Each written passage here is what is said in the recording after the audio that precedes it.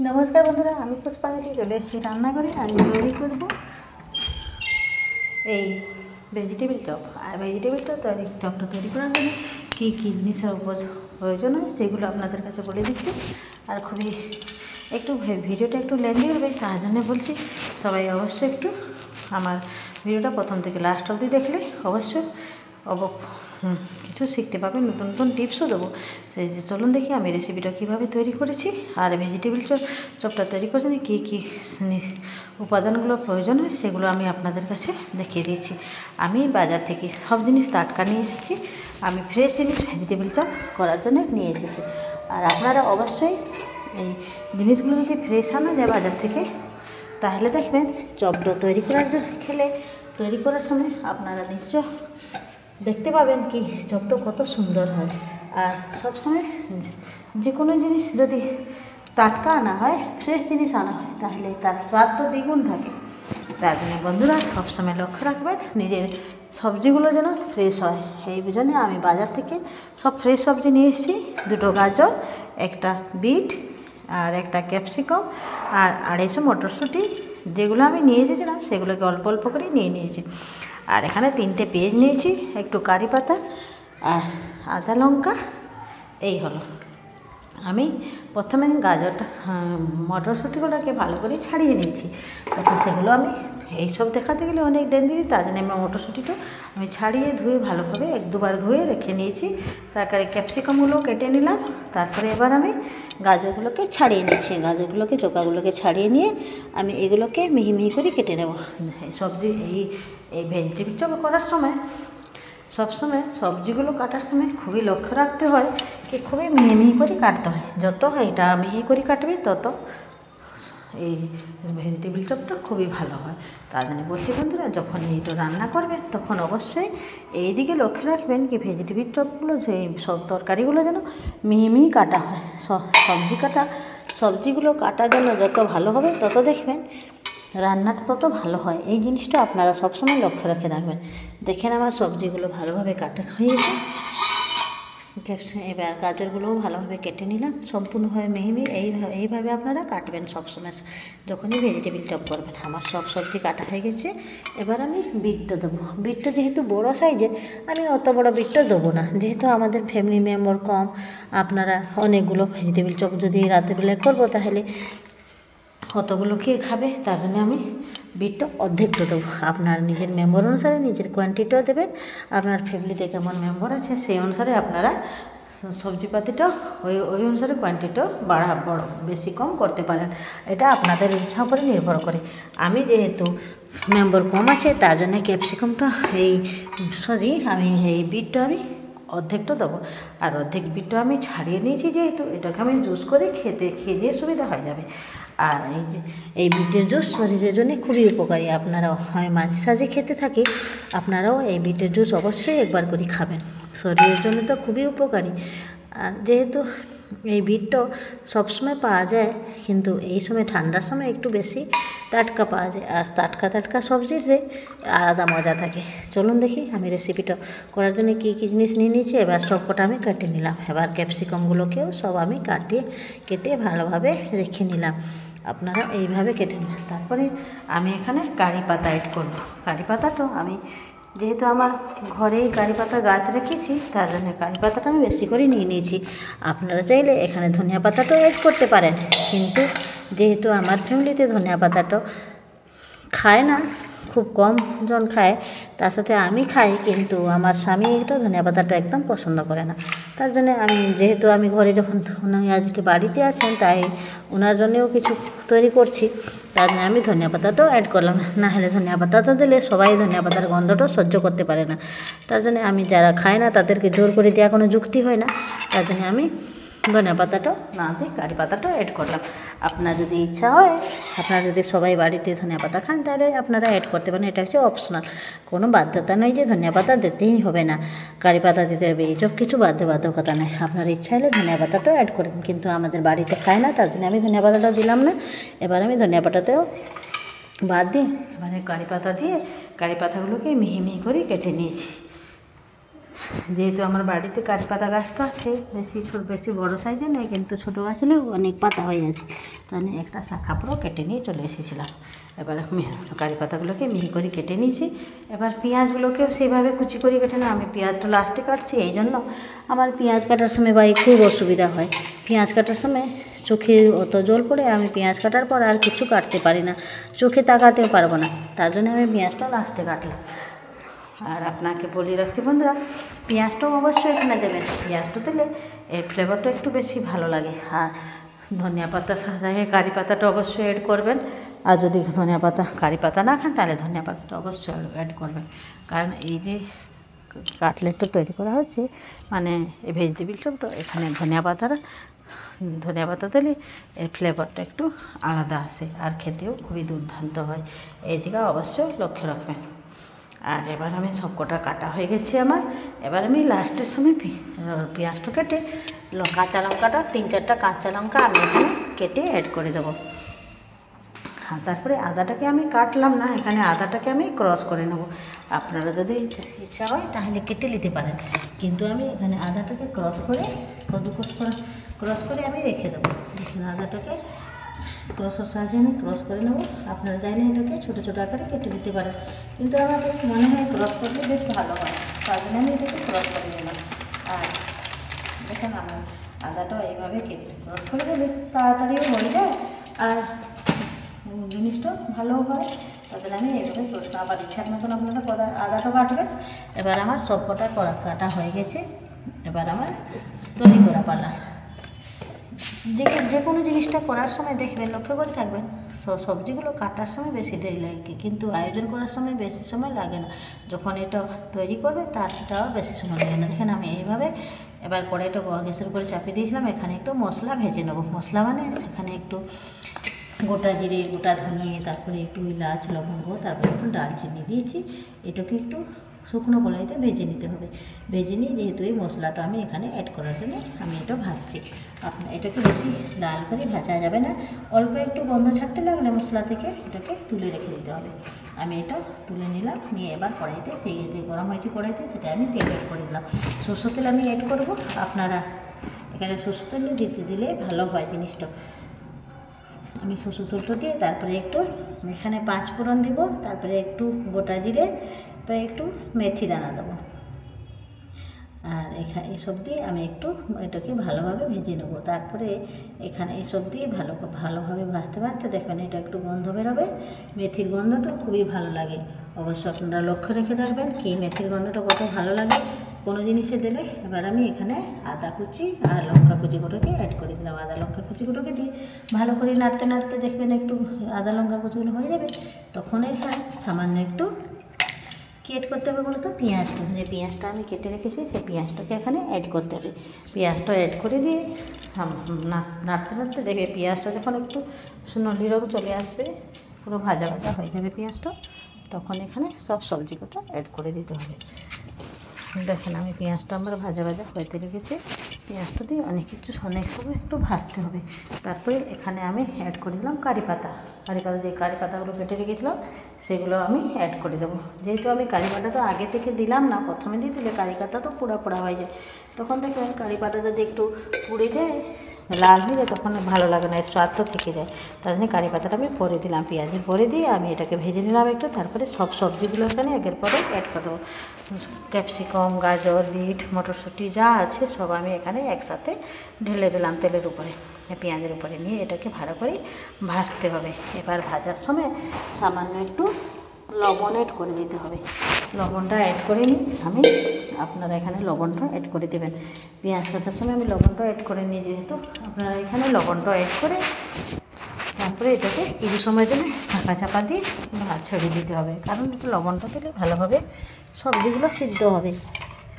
দেখেন, এইভাবে আমি মাখাতে নাড়তে এটা দেখেন লবণ সাথে সব তেলের সাথে পেঁয়াজ সাথে সব যখন মিক্স হয়ে যাবে, তখন এখানে সামান্য লবণ দিয়ে এটাকে সামান্য হলুদ দিতে হবে, লবণ দিতে হবে। দেখুন আমি সামান্য লবণ দিয়ে দিলাম, নিয়ে এখানে ভালো করে ভাজতে থাকতে হবে। ভেজে ভেজে দেখবেন এটা আপে আপে সব জিনিসগুলো ভাজতে ভাজতে যেখানে এটা একটু সিদ্ধ হতে ছেড়ে দিতে হবে। কিছু সময়ের জন্য ভাজার পর আমি এটাকে ঢাকা চাপা দিয়ে রেখে দেবো। আর এখানে তারপরে এদিকে আমি আলুটা সিদ্ধ করতে রেখে দিয়েছি, সিদ্ধ করতে চাপিয়ে দিয়েছি এদিকে চলে, আলুটা সিদ্ধ হয়ে যাবে তখন এটাকে আলুটা মাখিয়ে নেবো প্রথমে, তারপরে আলুটা এখানে সিদ্ধ আলুটা দিয়ে দেবো। দেখেন এবার একটু ভাজা ভাজা হতে হতে আমি এখানে কিছু সময়ের জন্য এটাকে ঢাকা চাপা দিয়ে রেখে দিতে হবে রেস্টে, কারণ এটা ঢাকা না রাখলে এটা সিদ্ধটা হবে না তাড়াতাড়ি। তার জন্য আমি এখানে ঢাকা দিয়ে এটা কিছু সময়ের জন্য রেখে দেবো। তারপরে এখানে সামান্য একটু হলুদ অ্যাড করবো।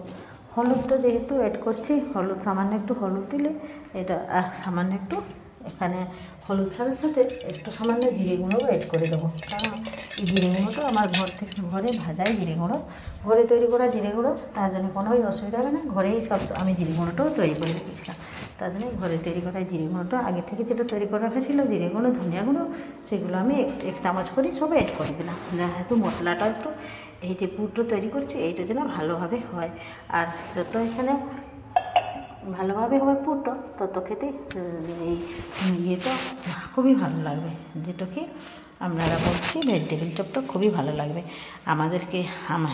এবার আমি এটাকে কিছু সময়ের জন্য ঢাকা চাপা দিয়ে রেখে দেবো।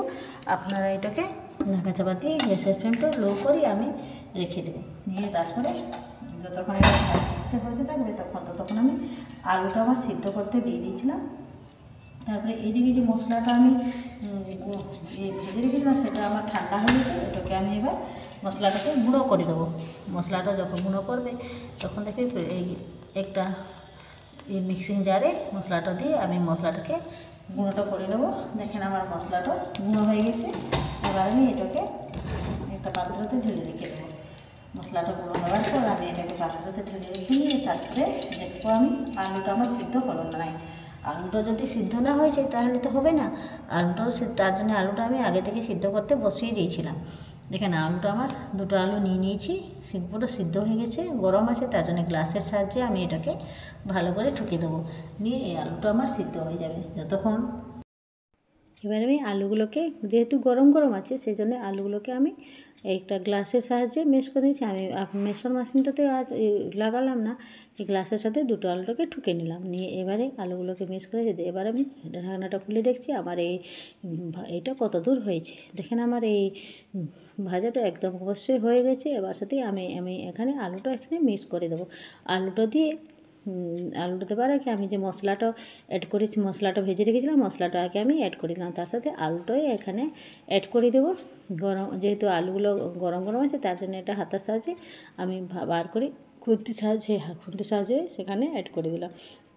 অ্যাড করে দিয়ে ভালো করে এখানে মিক্স করে দিতে হবে। আলু আর এই সব সবজিগুলোকে ভালোভাবে মিক্স করতে হবে মশলার সাথে, ভালোভাবে মিক্স করে যেটা ওইটা দেখেন আলুর সাথে দিতে দিতে দেখেন ওটা মাখা মাখা হয়ে যাবে, সম্পূর্ণভাবে আলুর সাথে লেগে যাবে। আর এটাকে ধরে ভালোভাবে মিক্স করতে হবে, মিশাতে দেখবেন একটা ভালোভাবে মিক্সচারটা তৈরি হয়ে যাবে একটা ভালো। এখান থেকে এবার দেখতে পাচ্ছেন, এবার ভাবটা আপনারা তৈরি করে দেখবেন এটা কী সুন্দর একটা সুগন্ধ বেরাবে। এইভাবে আমি এটা তৈরি করে নিলাম। দেখেন আমার এইভাবে মিক্সড সম্পূর্ণভাবে আলুর সাথে মাখা হয়ে গেছে। এইভাবে আপনারা তৈরি করে নেবেন। দেখেন আমার আলুর সাথে মাখাতে সব আলুর সাথে পুরো যেন গায়ে পুরো ভেদ করে যায়, আর সব সবজিগুলো পুরো মাখার মতন। আর যখন ডো আকার করবেন এখানে ডো আকারে তৈরি হয়ে যাবে এটা, যখন এটা তৈরি করবেন তারপরে এখানে আমি এইগুলো সব যখন মাখা হয়ে যাবে তারপরে এখানে একটু আমি বাদাম অ্যাড করবো। আর সে বাদামগুলো আমি যেহেতু আগে থেকে ছাড়িয়ে রেখে দিয়েছি, আর সে বাদামগুলোকে এখানে আমি অ্যাড করে দিলাম। দেখেন আমার বাদামগুলো অ্যাড করে দিয়ে বাদামগুলোকে দিয়ে ভালোভাবে এটাকে মাখা নিতে হবে যেন বাদামগুলো এটার গায়ে মিক্স হয়ে যায়। আর এই বাদামটা অপশনাল, একটা কোনো জোর নেই, আবার ইচ্ছা হলে দিতে পারেন, কিন্তু আমার কাছে যেহেতু বাদামটা ছিল তার জন্য একটু ভেজে রেখেছিলাম, সেই বাদামটাকে আমি এখানে অ্যাড করে দিয়েছি। তারপরে এখানে যেহেতু এইখানে বাদামটা অ্যাড করার পর এখানে ভালোভাবে মাখিয়ে নিয়ে বাদামটা যেহেতু ছড়িয়েছিল তার জন্য এটাকে ভালো করে সবটাকে গায়ে মাখা হয়ে গেলো। এবার আমি এটাকে একটা পাত্রতে ঢেলে রেখে দেবো। দেখেন আমার বাদাম এটা ভালোভাবে মাখানো হয়ে গেছে, এটা পাত্র নেবো, পাত্রতে এটাকে ঢেলে রেখে দিতে হবে। আর এটা গ্যাসের ফ্লেমটা একটু হাই করে দিলাম, যেহেতু একটা ভালোভাবে মিক্সডটা হয়ে যাবে আর আলুটাও সবার সাথে মিক্স হয়ে যাবে, আর মশলাগুলোর সাথে আলুটাও ভালোভাবে মাখানো হয়ে গেলে এইটা তৈরি করার জন্য খুবই ভালো হবে। দেখেন এবার আবার এটা তৈরি হয়ে গেছে। এবার এটাকে একটা পাত্রতে ঢেলে নিয়ে আমি তৃতীয় পর্বতে চলে আসব। যেহেতু আবার এটা তৈরি হয়ে গেছে, এবার আমি এটাকে একটা পাত্র নিয়ে যাব, বড় সাইজের পাত্র দিয়ে এটাকে ঢেলে রেখে দেবো যতক্ষণ অবধি এটা সম্পূর্ণভাবে ঠান্ডা না হয়েছে। সম্পূর্ণ ঠান্ডা না হলে এটা তো আর তৈরি করা যাবে না, কারণ এটাকে তো আমাদেরকে মিক্সচার এটাকে হাতে করে তৈরি করতে হবে। তার জন্য এটাকে সম্পূর্ণভাবে ঠান্ডা হতে ছেড়ে দিতে হবে কিছুক্ষণের জন্য।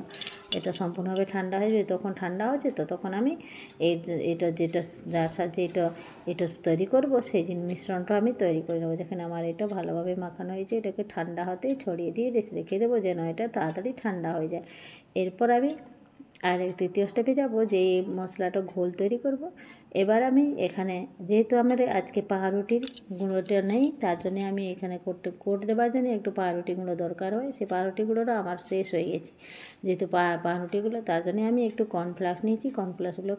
কর্নফ্লাওয়ারগুলোকে ভালো করে গুঁড়ো করে নেব। মানে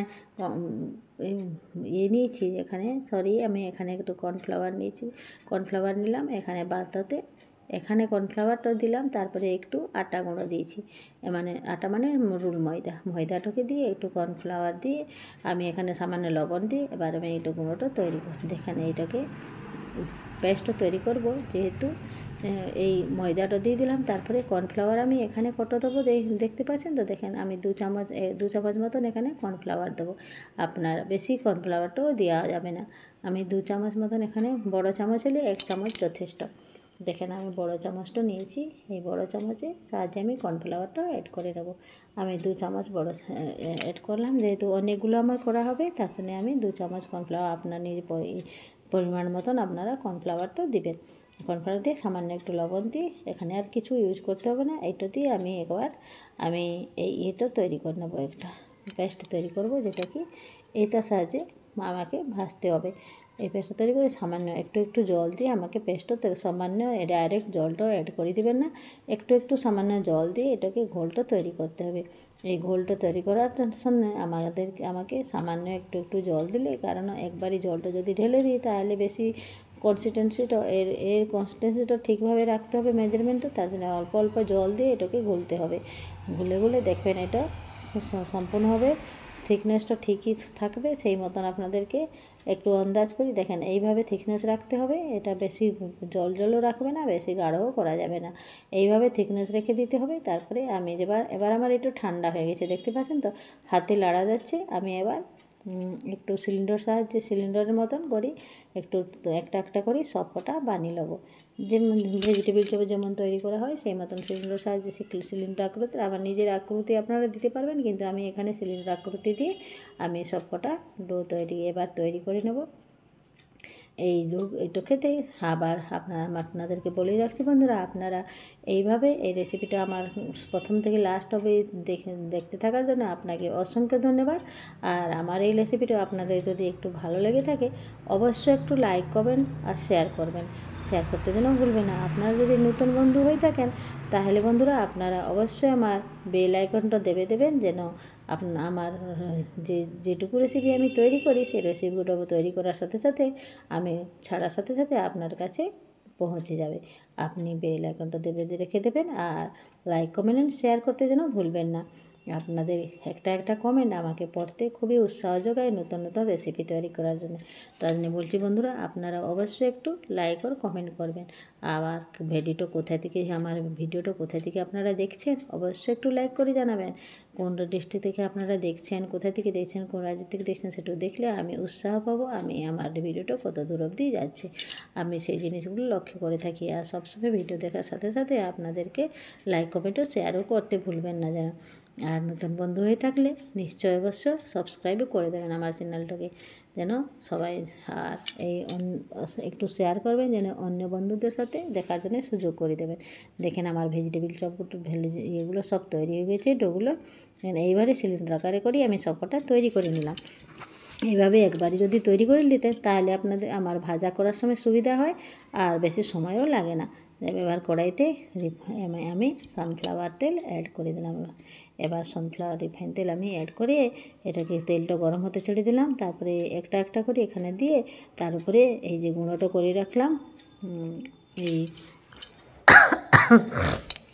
যেই আমি গুঁড়োটা করে রেখেছি সেই গুঁড়োটার সাথে একটু করে কোট দিতে হবে। কোটটা দিয়ে তার উপরে দিয়ে এটাকে ভালোভাবে তেলের উপরে ছেড়ে দিতে হবে। এইভাবে আমি দিয়ে প্রত্যেকগুলোকে দিয়ে আমি তেলের উপরে ছেড়ে ভেজে নেব। আপনাকে বলে রাখছি বন্ধুরা, এইভাবে আপনার যদি পাউরুটি গুঁড়ো না থাকে, যদি পাউরুটি গুঁড়ো থাকে তাহলে তো খুবই ভালো। যদি না থাকে তাহলে আপনার কাছে যদি ওটস থাকে কিংবা ঘরে যদি আপনারা যে ইয়েগুলো খান ওটসের বদলে যে যদি কর্নফ্লেক্স খান সেগুলোকেও আপনারা গুঁড়ো করে নিতে পারবেন। গুঁড়ো করি এর সাথে সামান্য একটু দরদরা করে গুঁড়ো করে দিতে এর উপরে দিতে পারবেন। আমি এইভাবে এই তৈরি করে নিতে পারবেন। আমার কাছে যা ছিল আমি সেটা দিয়ে তৈরি করে নিয়েছি। এবার দেখেন আপনারা এইভাবে, এবার আমার তেলটা গরম হয়েছে না দেখে নেব। প্রথমে আমি একটু ছিটে দেখলাম, দেখে তেলটা আমার সম্পূর্ণ গরম হয়ে গেছে। এবার আমি আস্তে আস্তে এগুলোকে ছেড়ে দেবো তেলের উপরে। তেলেরগুলো ছেড়ে এবার আস্তে আস্তে ছেড়ে দিয়ে আমি সম্পূর্ণভাবে এটা যতক্ষণই ছাড়বেন তখন দেখবেন গ্যাসের ফ্লেমটা হাই করে রাখবেন, কখনও লো করবেন না। লো করে দিলে এটা ছেড়ে যাওয়ার ভয় থাকবে। তার জন্য বলছি যখনই ভাজবেন তখন গ্যাসের ফ্লেমটা হাই করতে হবে আর তেলটা যেন অবশ্যই সম্পূর্ণভাবে গরম হয়ে থাকে। তেল যদি গরম না হয়ে থাকে তাহলে এটা ছেড়ে যাবার ভয় থাকে। দেখেন আমার এটা সম্পূর্ণভাবে তৈরি, খুব সুন্দরভাবে আমার ভাজাগুলো তৈরি হয়ে যাচ্ছে। এইভাবে আপনারা ঘরে তৈরি করে নিতে পারবেন গরম গরম ভেজিটেবিল চপ। এই চপগুলো ঘরে করলে যা সুস্বাদ থাকে, বাইরে ওরা সবথেকে দেখবেন সবথেকে বিশেষ কথা হলো কি ওরা কীরকম তেলে ভাজছে এইটাও প্রথমে লক্ষ্য করবেন। আমরা যে বাজার থেকে কিনে এনে খেয়ে থাকি সেই তেলটা কীরকম আছে, যেটা ওরা তো সবসময় নিউ তেল অ্যাড করে না, সেই তেলটা ভাজতে ভাজতে ওই তেলটাই ওরা ইউজ করে। তার জন্য ভাবি সবসময় কি আমি কিছু ফ্রেশ জিনিস বাচ্চাদেরকে, আমাদের ঘরের সদস্যদেরও সবার জন্য শরীরটা সুস্থ থাকে সেইটা প্রথমে হাইজিনটা মেনটেন করার জন্য সবসময় খেয়াল রাখতে হবে। কারণ আমরা এখনই যেসব পরিবেশে বাস করছি সেই সময় আমাদেরকে প্রথমে থেকে ভাবতে হবে কি আমরা যেটা খাচ্ছি সেটা ভরপুর ঠিকঠাক আছে না নেই সেইটা সবসময় লক্ষ্য করতে হবে। বাজারটাকে হুটতুটু আবল তাবল বাজার থেকে খেয়ে নেওয়ানো ঠিক নয়। যেটুকু আমরা ঘরে তৈরি করে নিতে পারবো সেটুকু আমরা করব, যেটুকু পারবো না সেটা অবশ্যই বাজার থেকে কিনে খেতে হবে। কিন্তু যতটুকু পারবো আমি ঘরেই করে চেষ্টা করি আমাদের পরিবার সদস্যের জন্য ঘরেই তৈরি করতে। এইভাবে দেখেন আমি সব কটা ভেজিটেবিল চপ তৈরি করে নেব। আপনারা কীভাবে এই ভেজিটেবিল তৈরি করছেন, কীভাবে এই ভেজিটেবিল চপ আপনারা তৈরি করে একটু পরিবারকে দেবেন সেটা আপনার উপরে ডিপেন্ড করে। আমি কিন্তু এইভাবেই তৈরি করছি। আপনারা কীভাবে তৈরি করবে সেটা আপনাদের উপর ডিপেন্ড করে। কী ভাবনা নেবে। দেখেন আমার এইভাবে সব কটা ভেজিটেবিল চপ আস্তে আস্তে সব কটা তৈরি করে নিয়ে হয়েছে। আর এইভাবে আমি তৈরি করতে করে দেখি খুবই উপর থেকে কী সুন্দর প্রক্রিয়া হয়েছে, আপনারা না দেখলে বিশ্বাস করতে পারবেন না। এই কোর্সটা দিয়ে আমি সব কটা ভেজিটেবিল চপ এইভাবে তৈরি করে নেব। আপনাদেরকে বলে রাখছি বন্ধুরা, আমার এই রেসিপিটা একটু যদি ভালো লেগে থাকে তাহলে একটু লাইক কমেন্ট অ্যান্ড শেয়ার অবশ্যই করবেন। কমেন্ট করতে যেন ভুলবেন না, কারণ আপনাদের একটা করে কমেন্ট আমাকে অনেক উৎসাহ দিয়ে নতুন নতুন রেসিপি তৈরি করার জন্য। তার জন্য বলছি বন্ধুরা আপনারা অবশ্যই আমার রেসিপিটা প্রথম থেকে লাস্ট অবধি দেখবে আর একটা করে অবশ্যই কমেন্ট করবেন, লাইক করবেন আর শেয়ারও করে দেবেন। আর এই রেসিপিটা কেমন লাগলো অবশ্যই জানাবেন। দেখেন আমি এইভাবে সব কটা ভাজা একসাথে করে নিলাম। আর সব কটা যতক্ষণ ভাজা না হয়েছে তখন আমি আজকে দেবো না কাউকে পাতে। আমি এটাকে ভালোভাবে ভেজে নিয়ে রেডি করব সবাইকে দেওয়ার জন্য। যেহেতু আজকে সবাই ঘরে আসে, সন্ধ্যার সময় আসে, কেউ বাইরে নেই আর বাইরে আমি পাঠাতেও চাই না। কারণ সন্ধ্যা হয়ে গেলে যে ঠান্ডা পড়েছে, ঠান্ডার সময় গরম গরম জিনিস ঘরে তৈরি করছি যখন সবাই বসে ঘরে খাবেন, তার জন্য ওদের জন্য আমি তৈরি করে নিলাম এই গরম গরম ভেজিটেবিল চপ। আর এই ভেজিটেবিল চপগুলো বাজারে কিনতে গেলে এখনই একজনকে বাইরে যেতে হবে, সেই চিন্তা করি আমি ঘরেই আজকে তৈরি করলাম। আর যেহেতু আমি এগুলো সব আবার সকাল থেকে কিনে এনে রেখে দিয়েছিলাম তার জন্য বিশেষ কিছু জিনিস বাইরে যেতেও অসুবিধা হলো না। আমার সব কটা তৈরি করা হয়ে গেছে। এবার আমার রেসিপিটা কেমন লাগলো অবশ্যই জানাবেন। অতক্ষণ অবধি আমার রেসিপিটা দেখার জন্য আপনাদেরকে সবাইকে অসংখ্য ধন্যবাদ। সবাই যেন ভালো থাকবেন, সুস্থ থাকবেন। আমার নিত্য নতুন রেসিপি পাওয়ার জন্য আমার চ্যানেলটিকে অবশ্যই সাবস্ক্রাইব করবেন।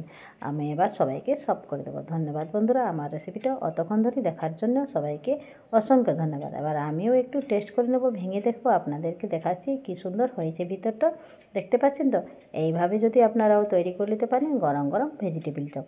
আমার এই রেসিপিটা আপনাদেরকে একটু ভালো লেগে থাকলে একটু অবশ্যই লাইক করবেন। আমিও একসাথে খেয়ে নিলাম। সবাই জন্য অসংখ্য ধন্যবাদ রইল আমার এই রেসিপিটা প্রথম থেকে লাস্ট অবধি দেখার জন্য। আপনাদেরকে অনুরোধ রইল একটু লাইক কমেন্ট শেয়ার করতে যেন ভুলবেন না। আপনারা এটাকে টমেটোর সস সাহায্যে কিংবা টমেটোর চাটনির সাহায্যে অবশ্যই খেতে পারবেন। আমি এই রেসিপিটাকে টমেটোর সস আর পেঁয়াজ দিয়ে খেয়ে নিচ্ছি। আপনারা কী দিয়ে খাবেন সেটা আপনাদের ইচ্ছে। আমি এখানে ধনিয়া পাতা চাটনিও আপনারা অ্যাড করতে পারেন। আর ধনিয়া পাতা চাটনি দিয়ে এটা খেতে আরও ভালো লাগে। কিন্তু টমেটোর সস নিয়েছি আমি একটু, আর এর সাথে কাঁচা পেঁয়াজ সাইডে নিয়ে নিই।